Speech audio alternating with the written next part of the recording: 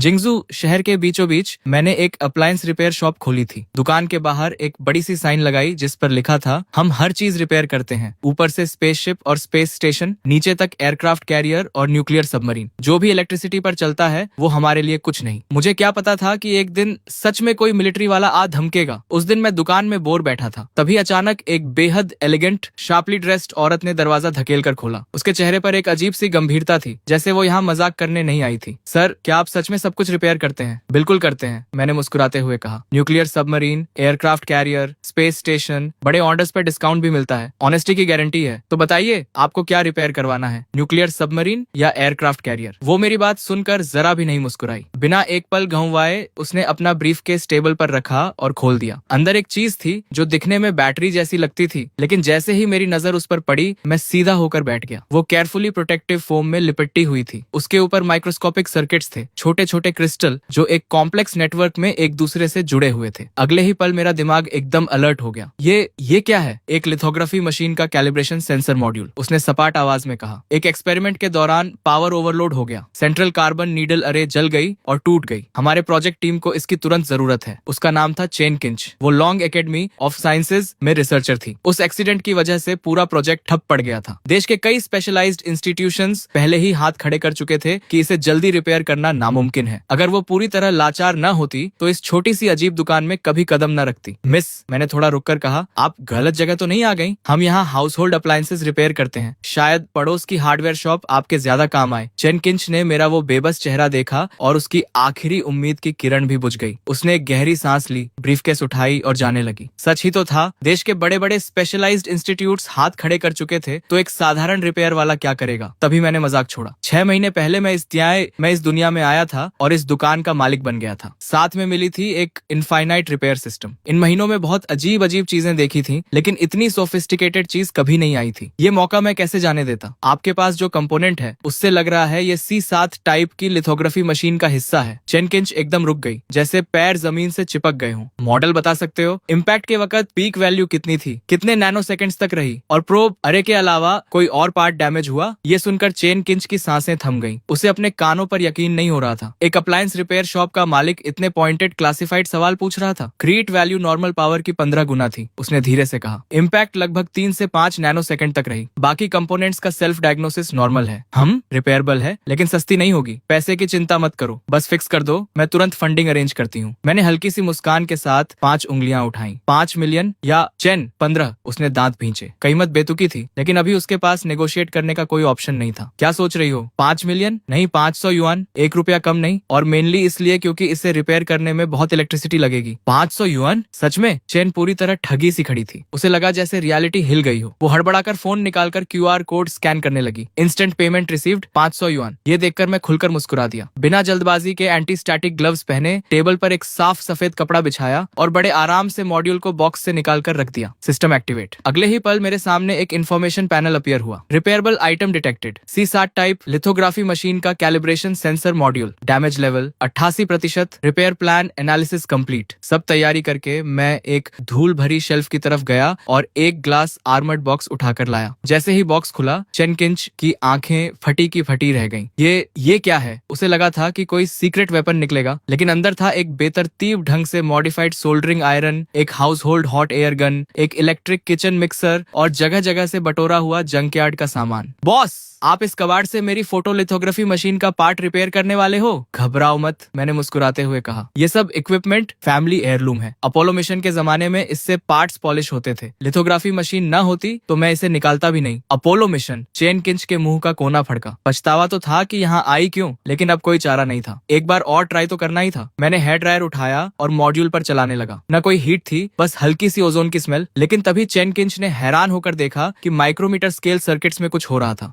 ये क्या है? इलेक्ट्रोडिट्रैक्शन इफेक्ट की रिवर्स रिएक्शन। एक स्पेसिफिक फ्रीक्वेंसी को पल्स में कन्वर्ट करके मेटालिक ट्रे की मेमोरी रिस्टोर की जा रही है। सिंपल वर्ड्स में उसे उसकी ओरिजिनल शेप याद दिलाई जा रही है। चेन अभी इस झटके से उभरी भी नहीं थी कि मैंने वो सोल्डरिंग आयरन प्लग इन कर दी। उसकी टिप पर एक बारीक नीडल लगी थी और वो धीरे धीरे रेड हॉट होने लगी। चेन का दिल फिर से तेज धड़कने लगा। इस जलती हुई नीडल से क्या करोगे? लेकिन मेरे चेहरे पर उस वक्त जो कॉन्सेंट्रेशन थी वो मैंने पहले कभी नहीं दिखाई थी। नीडल एकदम स्टिल थी। बहुत धीरे धीरे मैं उसे डैमेज प्रोब अरे के पास ले गया। जैसे ही टिप पास आई, एक बेयरली visible electric arc work crackle करने लगा। चेन ने वो नजारा देखा जो वो जिंदगी में कभी नहीं भूलेगी। आंखें बंद करो, मैंने कहा, ये बस कोल्ड एटम ग्लास है। लॉन्ग इंस्टीट्यूट के रिसर्चर्स इतने इंप्रेशनेबल क्यों होते हैं, जैसे कोल्ड एटम ग्लास पहले कभी देखा ही नहीं। लेकिन ये टेक्नोलॉजी, हम तो इसे फ्यूचर टेक्नोलॉजीज के आर्टिकल्स में लिखने से भी डरते हैं। चेन की आवाज कांप रही थी। उसे लग रहा था जैसे दशकों की मेहनत से बनाए गए साइंस के विजन को इस आदमी ने कबाड़ से तहस नहस कर दिया हो। ठीक है, आखिरी स्टेप, प्रोब नेटवर्क और माइक्रोमीटर सर्किट्स रीबिल्ड करना है। चेन उसे देखती रही, आंखें चौड़ी। मैंने एक बिस्किट टिन से कुछ पाउडर निकाला, एक छोटी सी ग्लास वायल में डाला, फिर उसमें एक विस्क डुबोकर ऑन कर दिया। ये अल्ट्रासोनिक सस्पेंशन नेबुलाइजेशन है। ओह, तुम जानते हो? लगता है तो है, मतलब रिसर्चर बुरे नहीं हो तुम। मैंने हल्की सी स्माइल दी और सोल्डरिंग आयरन ऑन की। एक स्पेशल मैग्नीफाइंग ग्लास के थ्रू चेन ने देखा कि जले हुए बेसिक सर्किट्स लाइटनिंग स्पीड से खुद को रिपेयर कर रहे थे और रिपेयर्ड सर्किट्स पहले से भी ज्यादा परफेक्ट थे। कुछ देर बाद मेरे माथे पर पसीने की बारीक बूंदें आ गईं। हो गया, मानना पड़ेगा, इस चीज की प्रिसीजन वाकई बहुत हाई है। ये सुनते ही चेन किंच की आंखें पूरी तरह खुल गईं। हो गया? आधे घंटे भी नहीं लगे। सच में इस पिन और बिस्कुट टिन के सामान से फिक्स हो गई। मेरी स्किल्स पर शक है क्या? शुरू से देख रही थी, अगर नहीं तो चेक कर लो खुद। और हाँ, मैंने तुम्हारी फोटोलिथोग्राफी मशीन की प्रिसीजन भी इम्प्रूव कर दी है, तो उसका एक्स्ट्रा चार्ज लगेगा। ये वर्ड्स सुनकर चेन के मन में एक तरफ कोल्ड एटम ग्लास और अल्ट्रासोनिक नेबुलाइजेशन के वो सीन्स गूंज रहे थे और दूसरी तरफ ये महान जीनियस अब पैसों की बात कर रहा था। दुनिया का सबसे अजीब इंसान। बॉस, पहले जो आपने इलेक्ट्रिसिटी वाली बात कही थी, उसका मतलब क्या था? बताया था ना, फैमिली सीक्रेट टेक्निक है, आगे नहीं बताते। लेकिन लिथोग्राफी मशीन्स तो ज्यादा पुरानी है नहीं, आपके एंसेस्टर्स काफी जवान रहे होंगे। एक्स्ट्रा चार्ज कितना? मैंने 3 उंगलियां उठाई। 30,000 या 3? चेन फिर से हक्की बक्की। ज्यादा दे तो भी बुरा, कम दे तो भी बुरा। 300? मिस, स्टेट का पैसा यूं हल्के में मत लो। 300 युआन। 1-1 छोड़ो। चेन किंच की चौड़ी आंखों में अविश्वास चमक रहा था। फिक्स हो गई? और इतना कम मांग रहे हो? ये फोटोलिथोग्राफी टेक्नोलॉजी है, मिलियंस मांगते तो भी देने पड़ते। 800 युआन, 1 पैसा कम नहीं। और हाँ, एक बात बताना भूल गया था, तुम्हारे मास्क की प्रिसीजन भी रिकैलिब्रेट कर दी। सॉरी, वो थोड़ा पुराना था, मुझसे रहा नहीं गया। ओरिजिनल रेजोनेंस फ्रीक्वेंसी थोड़ी कोर्स थी, मैंने 1 परसेंटेज पॉइंट ऊपर कर दी। तुम्हारे प्रोजेक्ट पर कोई खास फर्क नहीं पड़ेगा ना? कितना कहा? 1 परसेंटेज पॉइंट? चेन किंच की सांस रुक गई। एक रिसर्चर होने के नाते वो जानती थी कि वो 1 परसेंटेज पॉइंट कितनी बड़ी बात है। सर, क्या मैं आपका कॉन्टैक्ट ले सकती हूँ? क्यों? मैं एक रिस्पेक्टेबल आदमी हूँ। तुम्हारी चीज फिक्स कर दी, अब और क्या चाहिए? नहीं, एक्चुअली अगर कभी कुछ और फिक्स करवाना हो तो मुझे पता है, डर है कि रिपेयर होल्ड नहीं करेगी और मुझे ढूंढ नहीं पाओगी। नहीं, ऐसा नहीं, घबराओ मत, दुकान यही है, जब चाहो आ जाओ। अगर ठीक से फिक्स नहीं हुई तो 800 युआन वापस। चेन किंच के होठों का कोना एक बार खिंचा, फिर वो रिपोर्ट फाइल करने के लिए पलट गई। लेकिन जैसे ही बाहर निकली, फोन बजा। स्क्रीन पर नाम था डायरेक्टर जू। जैंगलिंग शू, कहाँ हो तुम? मैंने फोटोलिथोग्राफी मशीन का मॉड्यूल रिपेयर करवाने को नहीं कहा था? डायरेक्टर, चिंता मत करो, फिक्स हो गई, वापस लेकर आ रही हूँ। फिक्स हो गई? कहाँ करवाई? एक अप्लायंस रिपेयर शॉप में। लाइन पर एक लंबी खामोशी छाई, फिर धीरे से आवाज आई, कहाँ हो? मैं खुद आता हूँ। सड़क पर रिसर्च इंस्टीट्यूट की कार तेज रफ्तार से भागी जा रही थी। जो का चेहरा सफेद पड़ा हुआ था, ब्रीफकेस गोद में पकड़ी थी, नसें तनी हुई थी। वो जानता था डायरेक्टर अब ब्लास्ट करेगा, लेकिन उसका दिमाग बार बार उस कबाड़नुमा टूल्स और उस अजीब दुकान वाले की तरफ जाता था। उसे लगा जैसे कोई हास्यास्पद सपना देख आई हो। इंस्टीट्यूट के गेट पर पहले से सारी प्रोजेक्ट टीम्स के रिसर्चर्स जमा थे। जैसे ही कार रुकी, भीड़ टूट पड़ी। लिंचू, क्या मॉड्यूल फिक्स हो गया? दिखाओ जल्दी, हमारा प्रोजेक्ट और नहीं रुक सकता। फिक्स हुई? शायद। या तो हुई या नहीं हुई। ये शायद क्या है? और कहाँ फिक्स करवाई? स्पेशलिस्ट एजेंसी ने तो महीनों लगने की बात कही थी। अप्लायंस रिपेयर शॉप में। पूरी भीड़ की सांसें थम गईं। Appliance repair shop photolithography machine की? ये क्या नॉनसेंस है? जैंगलिंग शू, तुम्हारा दिमाग तो ठीक है ना? जैंगलिंग शू कांप रही थी, आंखों में आंसू आने वाले थे। बस,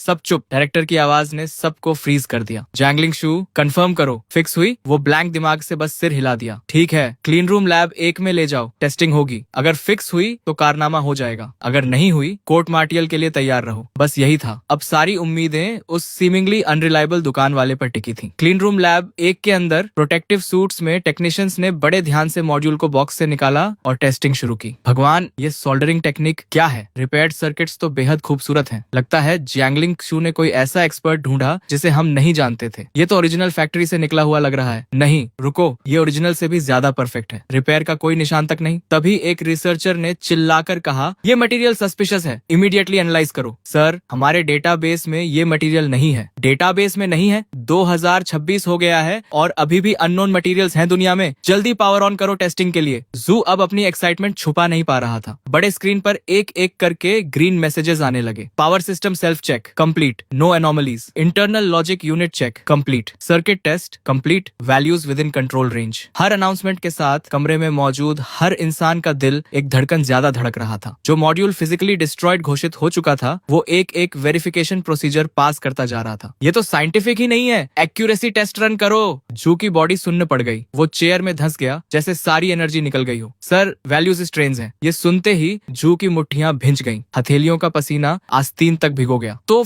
फेल हो गई? जू एकदम कुर्सी से उछला। नहीं सर, ये वैल्यूज किसी बहुत हाई लेवल फोटोलिथोग्राफी मशीन जैसी हैं। हम जो यूज कर रहे थे उससे 1% पॉइंट ज्यादा। मुझे शक है ये हमारा मॉड्यूल ही नहीं है, लेकिन अब भी दुनिया में किसी के पास भी ऐसी टेक्नोलॉजी नहीं होनी चाहिए। 1% पॉइंट ज्यादा, जो कि आंखें पलटी और वो बेहोश होकर गिर पड़ा। लेकिन बाकी सब यूफोरिक थे। स्क्रीन पर स्क्रॉल हो रहे डेटा को टकटकी लगाए देख रहे थे और एक कोने में चेन किंच अभी भी वहीं खड़ी थी, ब्लैंक एक्सप्रेशन के साथ। तो कैलिब्रेशन मॉड्यूल फिक्स हो गई? फिक्स नहीं जैंगलिंग सू, ये ब्रेक थ्रू है। तुमने एक कारनामा कर दिया। वो अपनी तरफ उंगली उठाते हुए बोली। मैंने? अभी तो डायरेक्टर कोर्ट मार्शल की बात कर रहे थे। एक पल में कारनामा कैसे? जैंगलिंग सू, इस बड़ी टेक्निकल डिफिकल्टी को ओवरकम करने में तुम्हारे एक्सेप्शनल परफॉर्मेंस के लिए मैं तुम्हें इस रिसर्च टीम का हेड नियुक्त करता हूँ। वो अपनी आंखों पर यकीन नहीं कर पा रही थी। लॉन्ग एकेडमी ऑफ साइंसेज में काम करना ही एक ऑर्डिनरी इंसान के लिए पिनिकल था। टीम लीडर बनना उसकी सोच से भी बाहर था। क्या ये सब उस मॉड्यूल रिपेयर की वजह से था? और उस मोमेंट में पहली बार उसे यकीन हुआ उस सीमिंगली अनरिलायबल लड़के की बातों पर। वो 1% एक्यूरेसी इंप्रूवमेंट भी सच था। बताओ चीफ जैंगलिंग, सारे स्पेशलाइज्ड एजेंसीज ने हाथ खड़े कर दिए थे। तुम किसके पास गई थी? आर्मी सब कॉन्ट्रैक्टर, जनरल स्टाफ का कोई बिगविग? इतनी इंपॉर्टेंट मैटर के लिए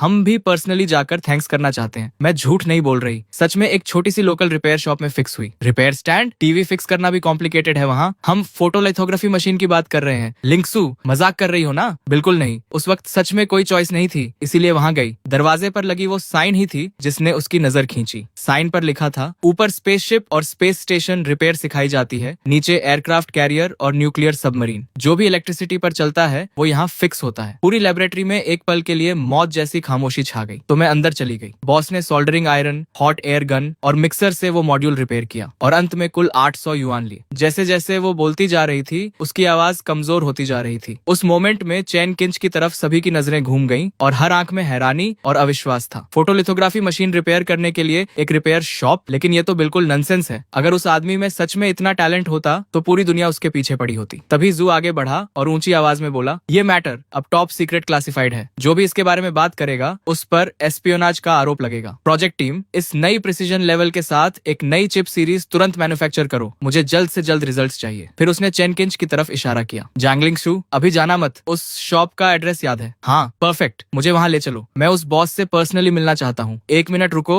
मैं कुछ लेकर आता हूँ। अगर वो इस चीज को फिक्स कर सकता है तो मैं उसे जो चाहे दे दूंगा। मैं? जू? कुछ ही मिनट्स में जू भागते हुए आया, लेकिन जो चीज उसके हाथ में थी उसे देखकर चैन किंच का दिल एक बीत रुक गया। ये तो नन सैटेलाइट नेविगेशन सिस्टम चिप है। आप उसे ये दिखाने जा रहे हो? क्या ये रिपेयर भी हो सकती है? थोड़ी देर बाद दोनों कार से मेरी शॉप पर पहुंचे। चैन किंच अंदर आते ही फेमिलियर अंदाज में बोली, बॉस, काफी दिनों बाद इस बार कोई और भी साथ लाई हूँ। कोई झगड़ा करने आया है? नहीं बॉस, गलत मत समझो। आपने जो डिवाइस रिपेयर किया था वो परफेक्टली काम कर रही है। ये मेरे एक एल्डर हैं। इन्होंने सुना है कि आप बहुत टैलेंटेड हो, कुछ दिखाना चाहते हैं आपको। अच्छा, झगड़ा नहीं है तो ठीक है, आओ, लॉयल कस्टमर हो तो ये फेवर कर देता हूँ। दिखाओ क्या लाए हो। जू ने शॉप में घुसते ही आसपास असेस करना शुरू कर दिया था। जगह उसकी कल्पना से भी ज्यादा डेलिपेटेड थी। उसने सोचा था कि इतनी कॉम्प्लेक्स डिवाइसेस रिपेयर करने वाली जगह पर कम से कम प्रोफेशनल इक्विपमेंट तो होगा, लेकिन यहाँ कोई स्पेशलाइज्ड इक्विपमेंट नहीं था, बल्कि ये तो किसी ऑर्डिनरी रिपेयर शॉप से भी ज्यादा पुराना और अजीब था। मेरी बात सुनकर जू ने ब्रीफकेस खोली। बॉस देखो, क्या ये रिपेयर हो सकती है? मैंने चिप उठाई और देखने का नाटक किया। असल में मेरे दिमाग में सिस्टम चिल्ला रहा था, सिस्टम सिस्टम स्कैन करो अभी।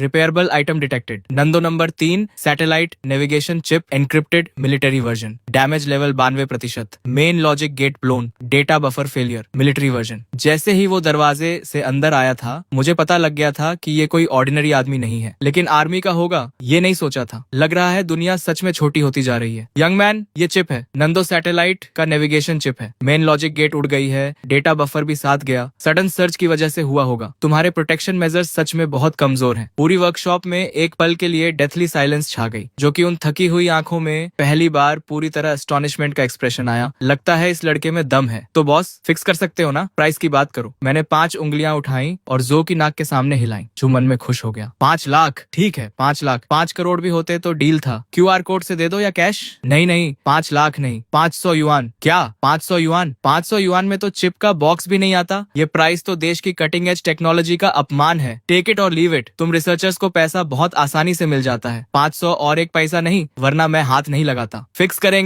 करेंगे बॉस, करेंगे। चेन किंच ने झट से फोन निकाला और पेमेंट QR स्कैन कर दिया, जो बस हेल्पलेसली ये सीन देखता रहा। देश की स्ट्रैटेजिक कटिंग एज चिप एक यंग मैन ने 500 युआन में रिपेयर के लिए एक्सेप्ट कर ली। अगर वो रेगुलर कस्टमर ना होती तो मैं इसे लेता भी नहीं। तुम सच में सोचते हो मैं 500 युआन के लिए परेशान हूँ? सीरियसली? जू का चेहरा थोड़ा खुला। तुम इसे स्मॉल मैटर बोल रहे हो? ये पूरे नंदू सैटेलाइट का मेन कंपोनेंट है। ये लड़का अभी इतना सीरियस था, एकदम चाइल्डिश कैसे हो गया? डायरेक्टर, चिंता मत करो, बॉस हमेशा ऐसे ही हैं। टैलेंटेड लोगों का टेम्पर ऐसा ही होता है। जू का चेहरा लाल हो गया। वो एक कोने में मुड़ा। मैंने एक छोटा बॉक्स निकाला और खोला। जू का दिल मुंह को आ गया। अंदर था एक पुराना मैनुअल डेंटिस्ट ड्रिल। कहाँ से ढूंढ के लाया था भगवान जाने। एक पुरानी प्लायर्स और एक चीज जो मैनुअल कॉफी ग्राइंडर जैसी दिखती थी। ये सारा कबाड़ स्क्रैप डीलर भी 5 यूरो में नहीं लेता। जो से रहा नहीं गया। कांपती उंगली से उस पाइल की तरफ इशारा करते हुए उसकी आवाज भी कांप रही थी। आप इस सबसे मेरी चिप फिक्स करने वाले हो? क्यों? मेरे टूल्स पसंद नहीं आए? तो अपनी चिप वापस ले जाओ और खुद स्टडी करो। मेरी छोटी सी शॉप इतने इंपॉर्टेंट क्लाइंट्स के लिए बनी नहीं है। ये कहकर मैंने नाराजगी से टूल्स रख दिए और चेयर पर बैठ गया। मास्टर शू, प्लीज रिपेयर करवाना है हमें, और वैसे भी पैसे दे चुके थे। चेन किंच ने बीच में आकर सिचुएशन संभाली। बूढ़ा जू अंदर से जल रहा था, लेकिन उसने फोर्स कर खुद को शांत किया। मैंने जू को एक नजर से देखा, फिर धीरे से ट्वीजर्स उठाई। उसी मोमेंट में चेन किंच ने मेरा स्पेशल मैग्नीफाइंग ग्लास उठा लिया। लेंस के थ्रू जू और चेन किंच दोनों ने एक इनक्रेडिबल सीन देखा। ये टेक्निक क्या है? लग रहा है फ्ली को पर्म दे रहे हो। जू को गूज़बम्प्स आ गए। उसे लगा जैसे जिंदगी भर की साइंटिफिक रिसर्च बेकार हो गई। अगर एक साधारण आयरन से चिप फिक्स हो जाती है तो मैंने इतना पढ़ा क्यों? पहले पता होता तो 20 यूरो का आयरन ले आता सुपरमार्केट से, 500 युआन बच जाते। जैंगलिंग सू, सच में इसी तरह फोटोलिथोग्राफी मशीन फिक्स हुई थी? ये तो सब दिखावा लगता है, रिपेयर जैसा कुछ दिख ही नहीं रहा। डायरेक्टर देखो ये पाउडर। इस टेक्निक का नाम अल्ट्रासोनिक एटोमाइजेशन सस्पेंशन है। Ultrasonic atomisation suspension? ये क्या होती है? मैनुअल्स में है। मैंने उनकी बातों का जवाब देने की जहमत नहीं उठाई और डेंटिस्ट ड्रिल उठा लिया। उसे पाउडर में डुबोया और चिप के डैमेज्ड एरियाज रिपेयर करने लगा। प्रोसेस फोटोग्राफी मॉड्यूल जैसी ही थी, बस मटेरियल्स अलग थे। टूल की टिप से चिप के सर्किट पर बेयरली विजिबल इलेक्ट्रिक आर्क्स कूद रही थी, हर माइक्रो फ्रैक्चर को प्रिसिजली रिपेयर करती हुई। किसी सुपर हीरो मूवी से भी ज्यादा एब्सर्ड था ये नजारा। ठीक है, हो गया, लेकिन ये नंदो सैटेलाइट नेविगेशन चिप थी, इतने कम टाइम में रिपेयर हो गई? किसी स्पेशलाइज्ड इंस्टीट्यूट में तो रिपेयर प्लान बनाने में ही महीने लग जाते। और क्या करूं? ड्रम्स बजाऊं? रिबन कटिंग सेरेमनी करूं? डायरेक्टर साहब स्पीच दें? जो को गाली देने की जबरदस्त इच्छा हुई। लड़के में टैलेंट तो कमाल का है, लेकिन जबान सांप जैसी है। एक ही लाइन में दम निकाल दिया। उसने देखा मैं कैजुअली टूल्स बॉक्स में फेंक रहा हूँ, जैसे अभी कोई टोस्टर फिक्स किया हो जो ऑन नहीं हो रहा था। इतना नॉनशलेंट। एक बड़ी सी अब्सर्डिटी की लहर जू को डुबो गई। मैं पागल हो गया हूँ या सपना देख रहा हूँ? ये कैसे पॉसिबल है? जू का चेहरा स्केरलेट हो गया। सांस लेने में भी तकलीफ हो रही थी। डायरेक्टर ठीक हो? बस एक छोटी सी चीज फिक्स की है, यहाँ मर मत जाओ, मुझे इस शॉप से रोजी रोटी चलानी है। नहीं ठीक हूँ। जू कंपोजर वापस लाने की कोशिश कर रहा था। डायरेक्टर आदत डालनी पड़ेगी, बॉस का यूजुअल प्रोसीजर यही है। Usual procedure? जीजेंग एक्सू, तुम्हें अंदाजा है मुझे कितना शौक लगा है ये देखकर? पूरी एकेडमी के सैकड़ों एक्सपर्ट्स जो प्रॉब्लम सॉल्व नहीं कर पाए, इसने पुरानी डेंटिस्ट ड्रिल और एक हेयर क्लिप से फिक्स कर दी। ग्रैंडपा तुम्हारी चीज फिक्स हो गई। वैसे मंथली सिग्नेचर एल्गोरिदम थोड़ा बेसिक था तो मैंने उसे इम्प्रूव कर दिया। लोअर लेवल पर केजेस की संख्या भी कम थी, लेआउट भी ठीक नहीं था, वो भी फिक्स कर दिया। बच्चों का खेल। मैंने एक लंबी सांस ली। मेरा इरादा था जू से एक्स्ट्रा 200 युआन मांगने का, लेकिन वो पहले ही हांफने लगा था तो छोड़ दिया। बूढ़े को तकलीफ नहीं देनी थी। इतने कम टाइम में चिप फिक्स ही नहीं की,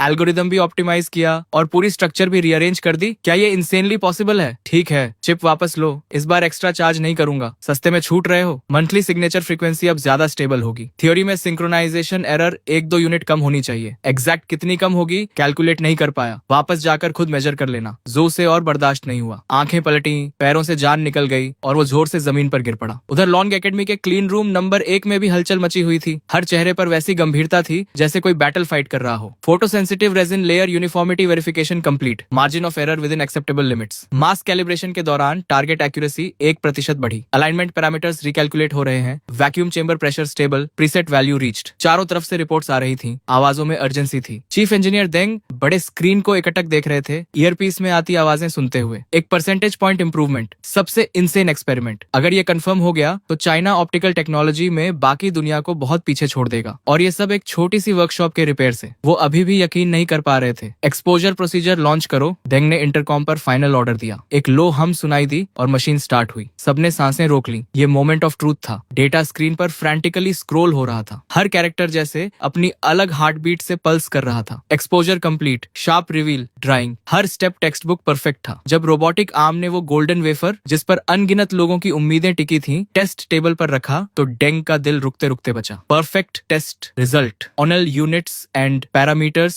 normal, structure intact, effective accuracy increased by 1.2%। पूरी लेबोरेटरी में सन्नाटा छा गया। सब वुडन स्टैचूज बन गए। हमने कर दिया, हमने कर दिया, भगवान मैं सपने में तो नहीं हूँ। सब हंसने लगे, लेकिन आंसू झरने की तरह बह रहे थे। डेंग ब्लैंक नजरों से स्क्रीन को देखते रहे। उनका पूरा बॉडी अनकंट्रोलेबली कांप रहा था। इतने सालों की पढ़ाई, इतना नॉलेज और एक अप्लायंस रिपेयरमैन ने उसे पल भर में धूल में मिला दिया। उसी वक्त यूक्सिया के टॉप लीडर्स की मीटिंग रूम में माहौल बेहद भारी था। 10 मीटर से लंबी कॉन्फ्रेंस टेबल पर देश के सबसे इन्फ्लुएंशियल साइंटिस्ट्स बैठे थे। सबने जू की रिपोर्ट पढ़ी है ना? तो क्या लगता है? सॉम मिन्योन ने टेबल पर टैप करते हुए कहा। उनकी आवाज में एक दबी हुई एंगर थी। टेबल पर लॉन्ग एकेडमी के 7वीं इंस्टीट्यूट की नई रिपोर्ट रखी थी। कोई बात करने की जरूरत नहीं, जो चाहे कर रहे हैं। C7 फोटोलिथोग्राफी मशीन का कैलिब्रेशन मॉड्यूल, ये तो सिस्टम का हार्ट है। पूरी दुनिया में गिनती के कंट्रीज हैं जो इसे रिपेयर कर सकते हैं, और इन्होंने एक अप्लायंस रिपेयरमैन को दे दिया। क्या फोटोग्राफी मशीन को टीवी समझ रखा है? डीन यान ने मुट्ठी टेबल पर मारी और उठ खड़े हुए। चेहरा गुस्से से लाल था। मैं डीन यान से सहमत हूँ, और ये रिपोर्ट में एंसेस्ट्रल नो हाउ और कॉमन पीपल का मास्टर क्या बकवास है। लगता है कोई शिवलरिक रोमांस पढ़ रहे हो। मेरी राय में जो इतने प्रेशर में है कि हैलुसिनेट कर रहे हैं। सालों से वेस्टर्न कंट्रीज हमारा गला दबाए हुए हैं। सबकी इंपेशेंस समझ आती है, लेकिन ऐसे मोमेंट्स में ही कूल हेड रखना जरूरी होता है। जो कर रहे हैं वो रिपोर्ट फल्सिफाई करना है। ये सिंपल प्रोफेशनल एरर नहीं, ये serious breach on off discipline है। मीटिंग रूम का माहौल और भारी होता गया। लगभग सबकी राय एक ही थी। सोम मग्न बड़े ध्यान से सब सुन रहे थे। उनकी भौहें और ज्यादा सिकुड़ती जा रही थी। वो जानते थे जो कोई ऐसे वैसे साइंटिस्ट नहीं है जो हल्की बात नहीं करते। शायद कोई और एक्सप्लेनेशन हो। मेरी राय में 7वीं इंस्टीट्यूट के सभी रिसर्च प्रोजेक्ट्स तुरंत हॉल्ट करने चाहिए और इन्वेस्टिगेटिव टीम भेजनी चाहिए। हाँ, अग्रीड। सम मिन्योन ने भीड़ का गुस्सा ऑब्जर्व किया और एक लंबी सांस ली। इस बार जू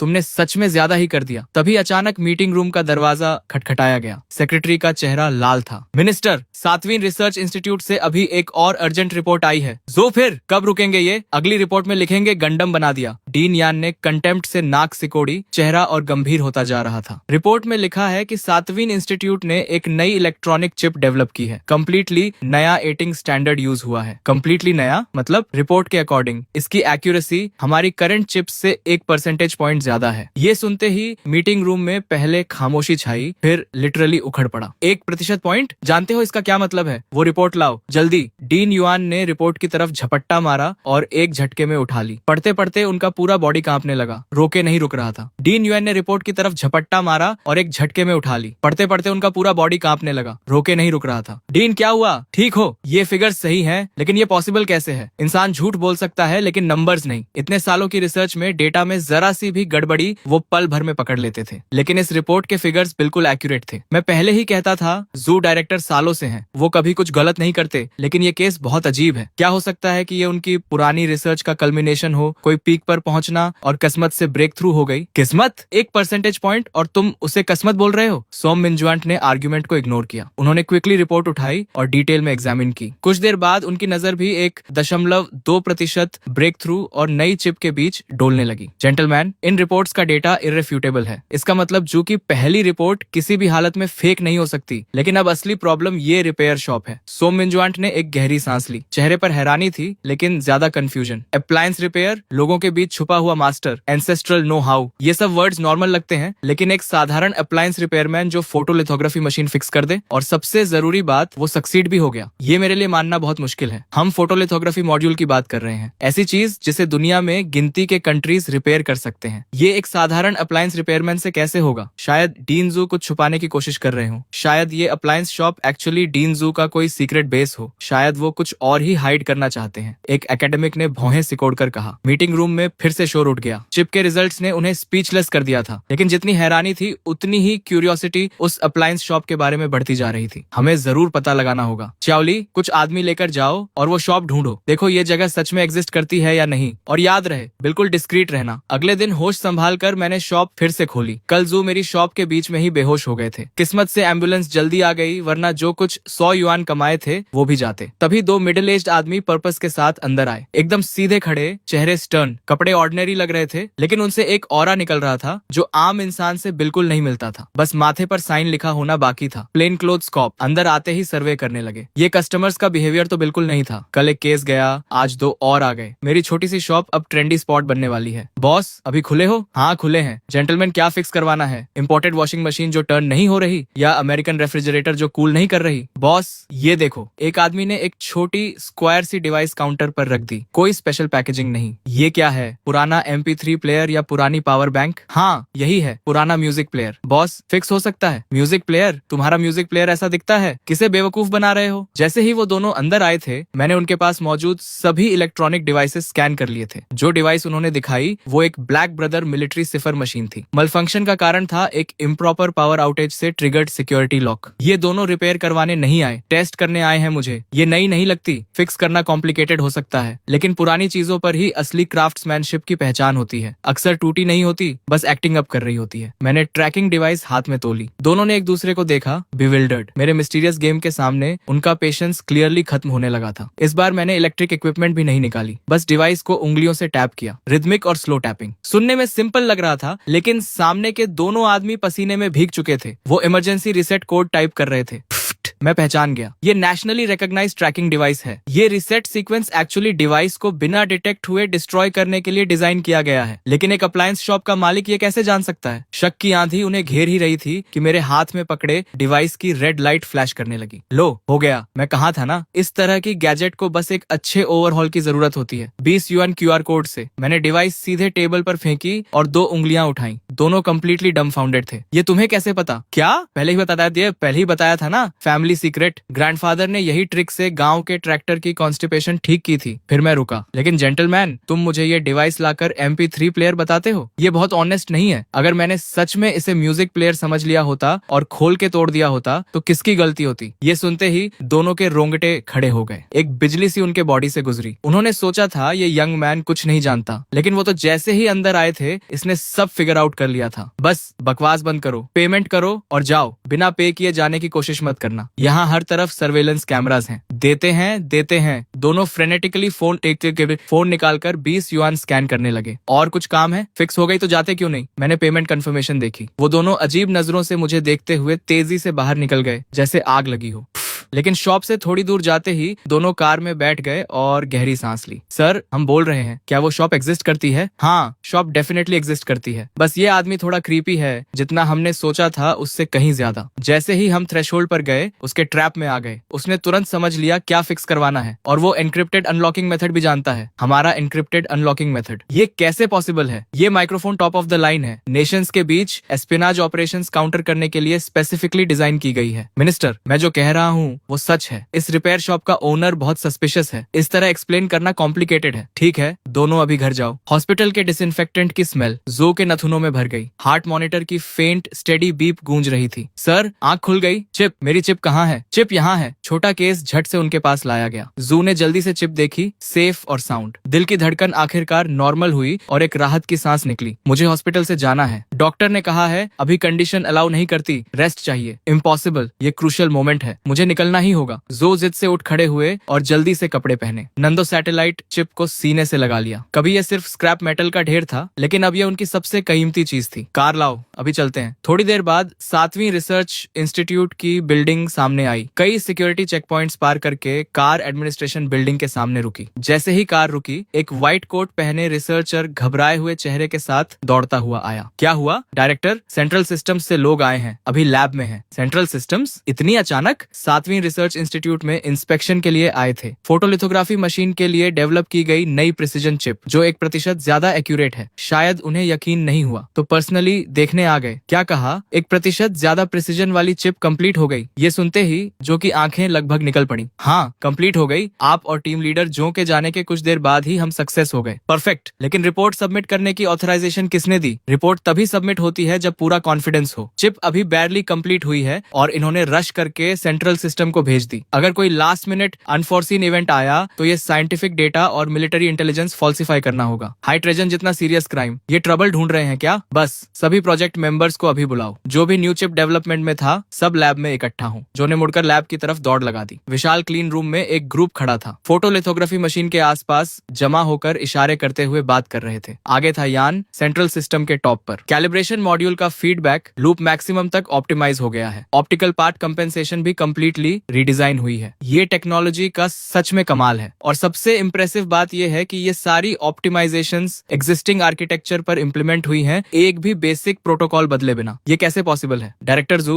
बताइए आपकी लैब में हो क्या रहा है? लिथोग्राफी मशीन छोड़ो, सिर्फ चिप की बात करो। इसकी ऐसी स्ट्रक्चर क्यों है? जू के मुंह में जो प्लेजेंट्रीज आ रही थी वो गले में ही अटक गई। एक्सप्लेन करो। लेकिन एक्सप्लेन क्या करें? भगवान, चिप उन्होंने खुद डेवलप की और एक्सप्लेन करना मुश्किल है। ऑनरेबल एकेडमिक्स, ये एक्सप्लेन करना थोड़ा कॉम्प्लिकेटेड है। अगर डायरेक्टली टेस्ट डेटा पर चले तो ज्यादा क्लियर होगा। कोई भी एक्सप्लेनेशन रॉ डेटा जितनी इम्पैक्टफुल नहीं होगी। नई चिप को बड़े ध्यान से उठाकर बीजीजी प्लेटफॉर्म के टेस्ट स्लॉट में रखा गया। एक साउंड आई और स्लॉट ऑटोमेटिकली लॉक हो गया। सेल्फ डायग्नोस्टिक एनवायरनमेंट इनिशिएट हुआ। Vacuum environment okay. Temperature stabilised at 21.5 degree Celsius. Electromagnetic shielding activated. Low frequency calibration accuracy test initiate हो रहा है। Calibration module response time 3.8 nanoseconds. Stable operation. Optical path deviation correction rate 12.5 micron. Design specification से 1.2% ज्यादा। इन reports को सुनते ही भीड़ में excitement की लहर दौड़ गई। एक सिंपल बेसिक टेस्ट ने ही उन्हें स्पीचलेस कर दिया। यान लाओ, ये फिगर्स ऑलरेडी अस्टाउंडिंग है। हमारी स्टैंडर्ड लिथोग्राफी मशीन का करेक्शन रेट पीक पर 12.1 माइक्रोमीटर्स डिजाइन था। यान लाओ ने सिर हिलाया। चेहरे पर कोई इमोशन नहीं था। Basic test validated. Second phase का high intensity lot testing launch करो। जू का चेहरा भी इंप्रेसिव था, लेकिन जो कांपना रोके नहीं रुक रहा था वो अंदर की बेचैनी को बता रहा था। कमांड्स कंप्लीट हुए। होलोग्राफिक प्रोजेक्शन इंस्टेंटली अपीयर हुई। डेटा की एक फ्लड पागलों की तरह चिप से सर्च कर रही थी। ये टेस्ट सिमुलेट कर रहा था लिथोग्राफी मशीन को एक्सट्रीम कंडीशंस में, बहुत हाई प्रिसीजन एक्सपोजर स्टेट और complex computational state. Chip utilization rate 99.6%। Temperature rise 45 degree, 67 degree, 70 degree. सब कुछ इसी पर टिका था। लेबोरेटरी में साइलेंस छा गई। बस नर्वसली निगलने की आवाजें सुनाई दे रही थी। पिछले टेस्ट में जैसे ही चिप सेफ्टी टेम्परेचर पार करती थी, सेल्फ प्रोटेक्शन मोड एक्टिवेट हो जाता था, फ्रीक्वेंसी गिर जाती थी और कैलिब्रेशन परफॉर्मेंस क्रैश कर देती थी। लेकिन इस मोमेंट में होलोग्रामिक स्क्रीन पर कैलिब्रेशन रिस्पॉन्स टाइम का डेटा वही था, 3.8 नैनोसेकंड्स। हिला नहीं। टेम्परेचर स्टेबलाइज हो गई थी 76 डिग्री सेल्सियस। एल्डर यान और बाकी सब होलोग्राम को घूरते रहे। आंखों में डिसबिलीफ साफ झलक रहा था। ये चिप इतने टेम्परेचर पर स्टेबल कैसे रह सकती है? इसकी हीट डिसिपेशन कैपेसिटी स्टेबलाइज कैसे हो गई? ये तो उनके सारे ट्रेडिशनल साइंटिफिक अंडरस्टैंडिंग को उलट कर रख देने वाली बात थी। तभी जू के दिमाग में एक विम आई। वो सेंट्रल सिस्टम के अपने लीडर्स को इम्प्रेस करना चाहता था और उसने बिना किसी की परवाह किए अनाउंस कर दिया, सभी स्टेशनों तैयार हो जाओ। Final test. लिथोग्राफी मशीन का एक्सट्रीम वाइब्रेशंस में ऑपरेशन का सिमुलेशन, हाई टेम्परेचर और कॉम्प्लेक्स इलेक्ट्रोमैग्नेटिक इंटरफेरेंस के साथ अल्ट्रा प्रिसीजन कैलिब्रेशन और रेजिस्टेंस टेस्टिंग शुरू करो। ये सबसे डिमांडिंग प्रोटोकॉल है। कोई भी चिप इसे विदस्टैंड नहीं कर सकती। कमरे में एक सन्नाटा छा गया क्योंकि सब जानते थे कि चिप इंस्टेंटली जल जाएगी। एल्डर यान ने जू को रोकने की कोशिश की। ओल्ड जू, हम ऑलरेडी इस नई चिप की सक्सेस देख चुके हैं और टेस्टिंग की कोई जरूरत नहीं। ये तो परफेक्ट से भी ज्यादा है। लेकिन जू उस वक्त किसी पागल की तरह था, किसी की सुनने को तैयार ही नहीं था। एल्डर यान ने आवाज तेज की, जू, मेरा ऑर्डर सुना नहीं? अभी बंद करो ये टेस्ट। मैंने कहा नहीं होगा। मैं देखना चाहता हूँ कौन हाथ उठाने की हिम्मत करता है। यन सच में अंदर से घबरा रहा था। इतनी एक्स्ट्रॉर्डिनरी चिप, और अगर जू की इस जिद की वजह से वो बर्बाद हो गई तो सबका दिल टूट जाता। सभी टेस्टिंग यूनिट्स के हेड्स के हाथ हवा में ही जम गए थे। माथे से पसीना गालों तक बह रहा था। एक तरफ सेंट्रल सिस्टम था जिसका रैंक इंस्टीट्यूट से कहीं ऊपर था, दूसरी तरफ उनका डायरेक्ट सुपीरियर जू था। किसी को भी दुश्मन बनाना तबाही होती। फिर भी रिसर्चर्स में जो देव का ऑर्डर तोड़ने की हिम्मत नहीं आई। लिथोग्राफी मशीन जो अभी अभी रुकी थी वो दोबारा चालू हो गई। स्क्रीन पर होलोग्रामिक प्रोजेक्शन का डेटा फिर से फ्रैंटिकली स्क्रॉल करने लगा। यान ने चेतावनी दी, जो देव सुन लो, अगर ये एक्सपेरिमेंट फेल हुआ तो कोर्ट मार्टियल के लिए तैयार रहो। लेकिन देव ने जैसे सुना ही नहीं। एल्डर यान की आंखें स्क्रीन पर जमी थी। कैलिब्रेशन डिविएशन रेट का डेटा ऊपर नीचे उछल रहा था। मतलब चिप एक्सट्रीम कंडीशंस में भी ऑप्टिकल पाथ कैलिब्रेशन मेंटेन कर रही थी। तभी अचानक होलोग्राफिक प्रोजेक्शन पर फाइनल डिविएशन रेट आया और वो था जीरोस की एक पूरी लाइन, 0 डिवीजन, 0 एरर। पूरे कमरे में जैसे वक्त रुक गया, सबकी आंखें फटी की फटी रह गईं। क्या मैं सपना देख रहा हूँ? फिर से टेस्ट करो। एल्डर यान का चेहरा लाल हो गया था, दांत इतने जोर से भींचे हुए थे कि पीसने की आवाज कमरे में सुनाई दे रही थी। वो पागल बूढ़ा इस चिप को बर्बाद करके ही दम लेगा। लेकिन इस बार टेक्नीशियंस ने 1 सेकंड भी नहीं लगाया। होलोग्राफिक प्रोजेक्शन रीस्टार्ट हुई और रिजल्ट फिर 0। 1 बार, 2 बार, 3 बार, हर बार 0। भगवान, 5 बार। हमारी पुरानी चिप्स तो 1 बार भी नहीं झेल पाती थी। जोदो पूरी तरह गलत साबित हो गया था और ये सोचकर तो और ज्यादा हैरानी होती थी कि इस चिप को एक अप्लायंस रिपेयरमैन ने फिक्स किया था। ये किसी मिरेकल से कम नहीं था। एल्डर यान खुद को रोक नहीं पाया। डायरेक्टर जू, आखिर कहां से ढूंढा है तुमने उस जीनियस को जो लिथोग्राफी मशीन को इस हद तक यूज कर सकता है? जू ने शांति से पूछा। काफी है डीन यान, हमारी चिप आपके स्टैंडर्ड्स पर खरी उतरी? यान ने माथा झुकाते हुए कहा। बिल्कुल काफी है डायरेक्टर जू, बहुत ज्यादा काफी है। और वो कोर्ट मार्शल वाला प्रपोजल? इस बार जो को थोड़ा पेटी जरूर लगा, लेकिन सच यही था कि ड्रैगन कंट्री का 7वां रिसर्च इंस्टीट्यूट कुछ भी नहीं है। तो सेंट्रल सिस्टम के लोग यहाँ आए ही क्यों? क्या इसीलिए नहीं कि उन्हें खुद पर भरोसा नहीं था? जू ने एक स्मग स्माइल के साथ कहा। एक टेस्ट काफी नहीं था तुम्हारे लिए, तो हमने एक साथ 5 दे दिए। अब तो कन्विंस्ड हो? एल्डर यान ने हंसते हुए जवाब दिया। डायरेक्टर जू, हम उस उम्र से निकल चुके हैं जब छोटी छोटी बातों पर झगड़ते थे। फिर उन्होंने अपने असिस्टेंट को आवाज लगाई, जाओ मेरी कार की ट्रंक से मेरी सबसे अच्छी एपो टी लेकर आओ। पूरे सेंट्रल सिस्टम में डायरेक्टर जू का नाम सुनकर सब दंग थे। डीन का तेज मिजाज कौन नहीं जानता। तभी एक एम्प्लॉई डॉक्यूमेंट्स लेकर आया। डायरेक्टर जू, हमारे 5 टेस्ट का detailed data report please sign कर दीजिए। जू ने हाथ हिलाया। मुझे अकेला छोड़ो। डीन यान ने झट से उस एम्प्लॉई के हाथ से डॉक्यूमेंट्स ले लिए और बड़े ध्यान से देखने लगे। चेहरे पर मुस्कान फैलती जा रही थी। 5 टेस्ट का डेटा अलग अलग रिजल्ट्स दिखा रहा है। इस चिप की स्टेबिलिटी रेट बढ़ती ही जा रही है। ये फीडबैक कर्व देखो, मैं यकीन नहीं कर पा रहा। यान डॉक्यूमेंट्स को ब्रीफ केस में भरते हुए बोले, अगर हमारे पास ऐसा डेटा और होता तो इंग्लैंड हमारा क्या बिगाड़ लेता? फिर उन्होंने झू की तरफ मुड़कर पूछा, यार एक बात बताओ, ये गैजेट सच में उसी अप्लायंस रिपेयरमैन ने बनाई थी? जू ने हाँ में सिर हिलाया। यान ने हैरानी से कहा, अभी भी बिलीव नहीं हो रहा। कम से कम बताओ उसने कौन से मटेरियल्स यूज किए। ये साइंटिफिक रिसर्च के लिए बहुत वैल्यूएबल होगा। जू बोले, ठीक है, उस बॉस को कॉल करता हूँ, सब चुप रहो। जू ने नंबर डायल किया। हेलो बॉस, मैं चैन किंग्स का अंकल हूँ, उस दिन रिपेयर के लिए आया था, याद है? दूसरी तरफ से आवाज आई, अरे तुम हो? ठीक हो गए? कॉल किस लिए? पैसे मांगने? जू ने जल्दी से कहा, नहीं नहीं, गुड न्यूज देने के लिए। जो फोटोग्राफी मशीन का मॉड्यूल रिपेयर किया था वो परफेक्टली काम कर रहा है। बॉस ने फ्लैट टोन में कहा। तो कोई नई बात बताओ, मुझे पता था। जो ने पूछा, वो आपने क्या यूज किया था उसमें? बॉस ने बेफिक्री से जवाब दिया, एक ऑर्गेनमा जार का लिड था, उसे पाउडर में पीसकर वेल्डिंग में यूज किया। एक्चुअली सोचा था एक एनिमल शेप्ड बिस्कुट टिन का लिड लूंगा, तुमसे कुछ 100 युआन ही लिए। दोस्त का भाव समझो। ये सुनकर कमरे में मौजूद सब लोग बिल्कुल स्पीचलेस हो गए। एक ऑर्गेनमा जार के लिड से फोटोग्राफिक टेक्नोलॉजी मास्टर हो जाती है। हॉट सॉस बेचने वाले ब्रांड की टेक्नोलॉजी इतनी एडवांस्ड है। यान हंसते हंसते बोले, channel boss, photography machine repair करने के तरीके तो कमाल के हैं तुम्हारे। पहली बार लगा कि फोटोग्राफी मशीन इतनी लो एंड चीज है, किसी भी लिड से काम चला लेते हो। तभी बॉस की आवाज आई, बहुत बिजी हूँ, नेबर आंट लियू का इंडक्शन कुकटॉप फिक्स करना है, उन्हें खाना बनाना है, बस अब और कोई प्रॉब्लम नहीं। और कॉल कट गई। पूरी लैबोरेटरी में डेथली साइलेंस छा गई। किसी ने पूछा, बॉस ने आखिर में क्या कहा? जू ने मुश्किल से जवाब दिया, कहा कि नेबर मिसेज लियू को खाना बनाना है, इसलिए इंडक्शन कुकटॉप रिपेयर करने जाना है। खाना बनाने के लिए? जू ने खाली आंखों से दोहराया और अगले ही पल वो स्टिफ होकर मुंह के बल गिर गए। सब चिल्लाए, एम्बुलेंस बुलाओ। कोई 10 मिनट बाद वो हॉस्पिटल रूम में थे। डॉक्टर ने बाहर आकर बताया, कोई सीरियस बात नहीं, बस